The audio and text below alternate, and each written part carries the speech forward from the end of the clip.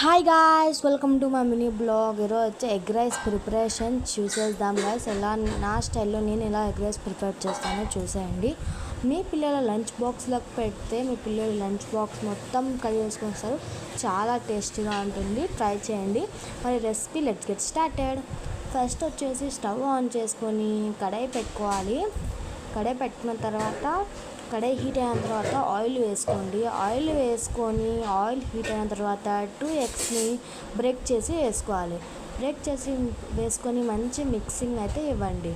మంచిగా అంటే చాలా బాగా మిక్స్ చేయాలన్నమాట.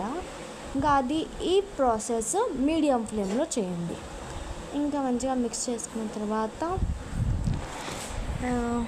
గైస్, మన ఛానల్ సబ్స్క్రైబ్ చేసుకోకపోతే ఫాస్ట్గా సబ్స్క్రైబ్ చేసుకొని కింద కామెంట్ సెక్షన్లో ఇంకా ఏ రెసిపీ ప్రిపేర్ చేయాలో కామెంట్ చేయండి. నేను ఆ రెసిపీ ట్రై చేసి మీకు వీడియో పోస్ట్ చేస్తాం.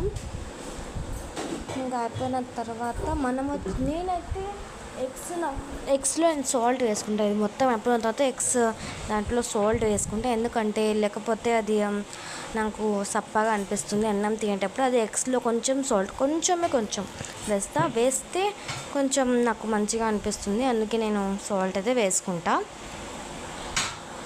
మీరు వేసుకుంటారో లేదో నాకు కింద కామెంట్ సెక్షన్లో కామెంట్ చేసేయండి గాయస్. చూసారా, సాల్ట్ వేసేసా. ఇంకా మంచిగా మిక్స్ చేసుకోవాలి గాయస్.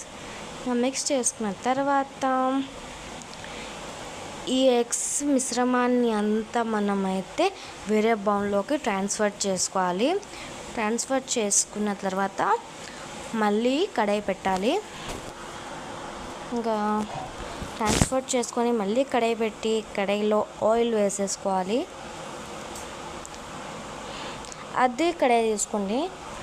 ఇంకా అదే కడాయిలో ఆయిల్ వేసుకోండి. ఆయిల్ వేసుకొని ఆనియన్స్ వేసుకొని లో ఫ్లేమ్ ప్రాసెస్ చేయండి. ఆనియన్స్ బ్రౌన్ కలర్లోకి వచ్చిన తర్వాత టమాటాస్ వేసుకోండి.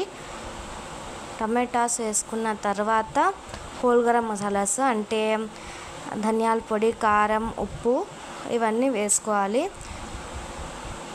దీని తర్వాత తురిమిన క్యారెట్, అల్లం వెల్లుల్లి పేస్ట్ వేసుకొని పచ్చివాసన పోయేంత వరకు మిక్స్ చేసుకోండి.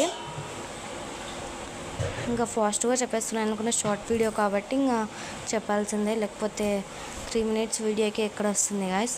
ఇంకా ఆనియన్స్ ఫ్రై అయిన తర్వాత tomatoes, whole garam masalas, eggs అంతా వేసేసి రైస్ వేసుకొని మంచిగా కలుపుకున్న తర్వాత ఇంకా లెమన్ వేసుకొని మన టేస్టీ ఎగ్ రైస్ రెడీ అయిపోతుంది.